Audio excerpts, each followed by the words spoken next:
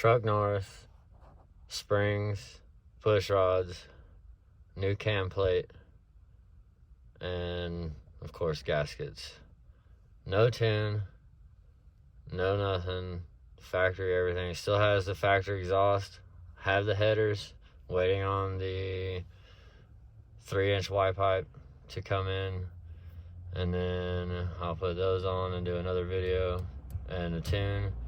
But right now it's just cold air intake.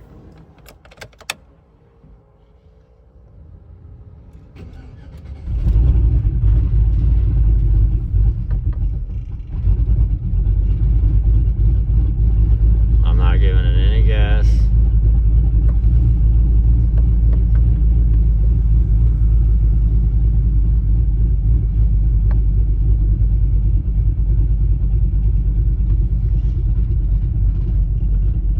It's got a little bit of temperature in it, not much.